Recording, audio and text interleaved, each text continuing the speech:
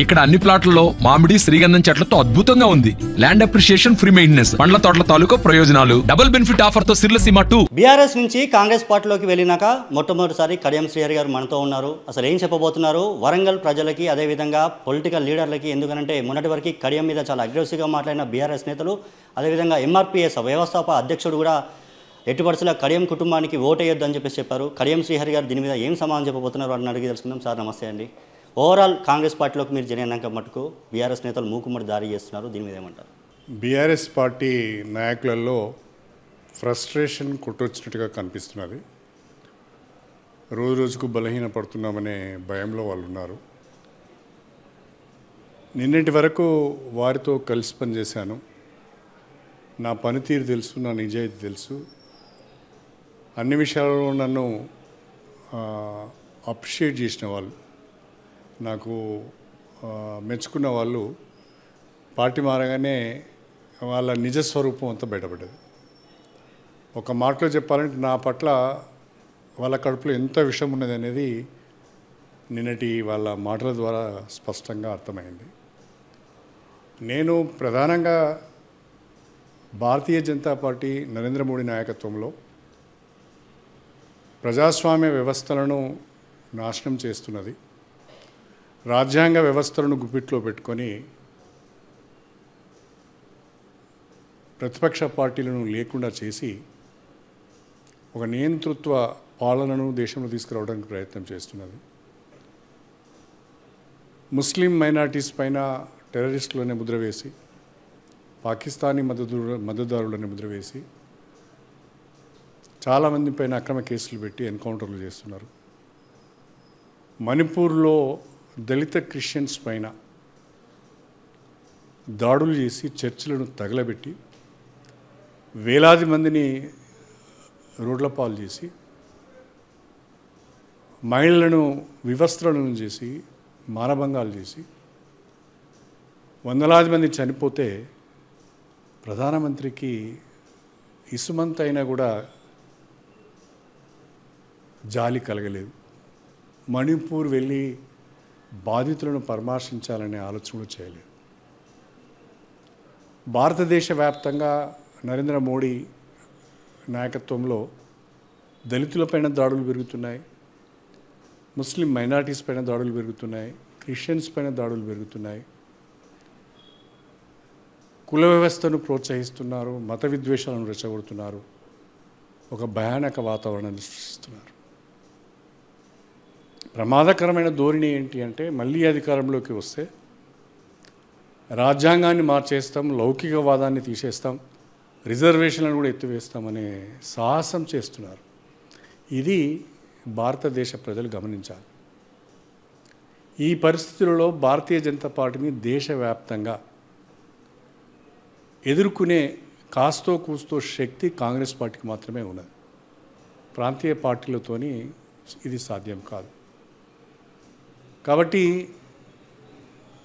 నాతో ఆయన మేరకు ఉడతాభక్తిగా భారతీయ జనతా పార్టీని అడ్డుకునే ప్రయత్నంలో కాంగ్రెస్ పార్టీకి అండగా ఉండాలని, కాంగ్రెస్ పార్టీని బలోపేతం చేయాలి.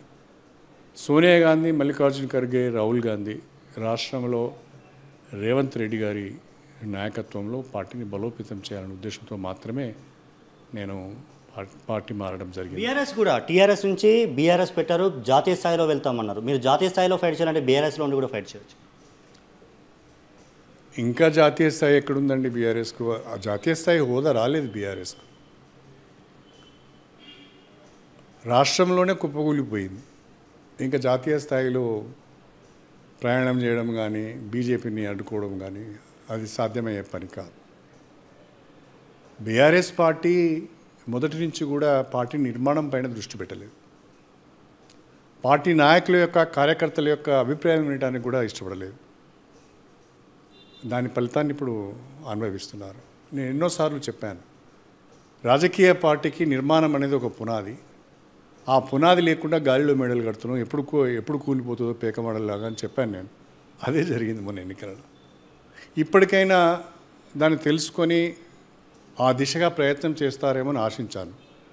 అది బీఆర్ఎస్లో జరగడం లేదు. చేయాలనే ఆలోచన, తపన ఉన్నట్టు కూడా కనిపించడం లేదు. కాబట్టి ఇంకా అక్కడ ఉండి మనము ఇబ్బంది పడే కంటే ఇక్కడ బీజేపీని ఎదుర్కొనే ఒక శక్తి ఉన్నది కాబట్టి ఆ శక్తిని కొంచెం మనం కూడా పటిష్టం చేద్దామనే ఆలోచనతో వచ్చాను. బీఆర్ఎస్లో ఎంపీగా చేశారు, ఎమ్మెల్సీగా చేశారు, డిప్యూటీ సీఎంగా చేశారు, ఎమ్మెల్సీగా చేశారు. అయినా పదవులన్నీ అనుభవించి కడియం శ్రీహరి వెళ్ళారని బీఆర్ఎస్ నేతలు అంటున్నారు.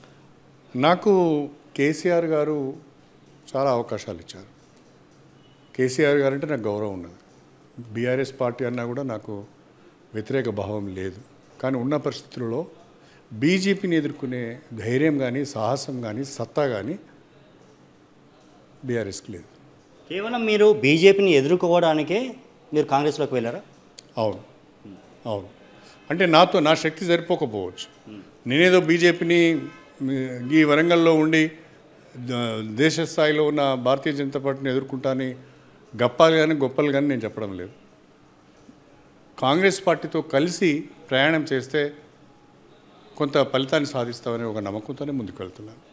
ఇన్ని రోజులు మీ వెనకాల తిరిగిన, అంటే మీతో కలిసిమెలిసి అన్నతమ్ములు లెక్కున్న లీడర్సే మిమ్మల్ని ఈరోజు తిడుతుంటే మీకేమనిపిస్తుంది? బాధ అనిపిస్తుంది. మనుషులమే కదా, అన్ని విషయాలు తెలిసి మాట్లాడుతున్నారు. సభ్యత సంస్కారం లేకుండా మాట్లాడుతున్నారు. ఇంకా వాళ్ళ మాటలు, వాళ్ళ అహంకారమే వాళ్ళ ఓటమికి కారణమని తెలిసి కూడా అహంకారాన్ని వదులుకోవడానికి ఇష్టపడడం లేదు. ప్రజలు గమనిస్తున్నారు అదంతా కూడా. ఎమ్మెల్యే పదవి, మంత్రి పదవి ఇప్పించింది కూడా నేనని చెప్పేసి నిన్న దయాకర్ రావు అన్నారు. ఆయనకంత స్థాయి లేదు, అంత సీన్ లేదు ఆయనకు. మాటలు ఏదైనా చెప్పొచ్చు. ఆయనకంత సీన్ ఉండి అంత స్థాయి ఉంటే మణుమరాలి వయస్సున్న అమ్మాయి చేతిలో దారుణంగా ఓడిపోయిండు. సిగ్గుపడాలి. ఇంకా పాలకుర్తిలో ఇంకంతకంటే మాట్లాడడం మంచి కూడా కాదు. ఆయన ఇష్టం వచ్చినట్టు మాట్లాడండి, నేను మాట్లాడనట్లు. కానీ ఇప్పటికైనా ఆయన బుద్ధి తెచ్చుకోవాలి, బల్పు తగ్గించుకోవాలి, అహంకారం తగ్గించుకోవాలి. ఎందుకు ఓడిపోయినాం అనేది ఆత్మ పరిశీలన చేసుకోవాలి. ఇప్పటికీ దాదాపు తాటికున్న రాజయ్య కానీ, పసునూరు దయాకర్ కానీ, ఆరూరు రమేష్ కానీ వీళ్ళందరి పొలిటికల్ కెరియర్ని ఆగం చేసింది కడియం శ్రీహరి అని చెప్పేసి కూడా అంటున్నారు. తప్పు. 100% తప్పు. అవకాశాలు అందరికీ వస్తాయి.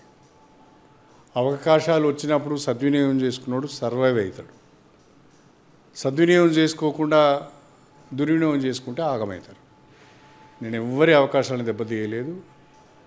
అవకాశాల వెంట నేను పరిగెత్తలేదు. అవకాశాలు నా వెంట వచ్చాయి, దాన్ని నేను వాడుకున్నాను. కడియం శ్రీహరి గారికి దాదాపు 10 సంవత్సరాలు మళ్ళీ పొలిటికల్గా నిలదొక్కుకోవడానికే కాంగ్రెస్లోకి వెళ్ళారంటే అవన్నీ గిట్టిన వాళ్ళు చాలా మాట్లాడుతుంటారు. నా ఇంట్రెస్ట్ అంతా ఉమ్మడి వరంగల్ జిల్లా, నా ఇంట్రెస్ట్ అంతా స్టేషన్ గన్పూర్ నియోజకవర్గం. నేను నా జిల్లాను బాగు చేసుకోవాలి, అదేవిధంగా నన్ను ఎన్నుకున్న ప్రజల కొరకు నా గన్పూర్ని కూడా అభివృద్ధి చేసుకోవాలి. ఓకే, ఇప్పుడు కావ్య గారికి టికెట్ వచ్చింది, ఎలా ఫైట్ చేయబోతున్నారు? కావ్య గారి కోసం ఎలా ఫైట్ చేయబోతున్నారు? ఇవాళ సాయంకాలం 4 గంటలకు మీటింగ్ ఉంది, అక్కడ అన్ని విషయాలు డిస్కస్ చేస్తాం. ఇది చూస్తున్నాం. దాదాపు పొలిటికల్ లైఫ్లో నాతో ఉన్న వాళ్ళే నన్ను దాదాపు తిడుతున్న పరిస్థితి, కానీ వాళ్ళు సంస్కారం మర్చిపోయారు. కానీ నేను ఆ సంస్కారాన్ని మరవనని చెప్పేసి కడియం శ్రీహరి గారు చెప్తున్న సిచ్యువేషన్. ఓటో స్టూడియో. మరిన్ని వీడియోస్ కోసం ఛానల్ ని సబ్స్క్రైబ్ చేయండి. లేటెస్ట్ అప్డేట్స్ కోసం వాట్సాప్ ఛానల్ ని ఫాలో చేయండి. అండ్ లింక్ డిస్క్రిప్షన్ లో ఉంది.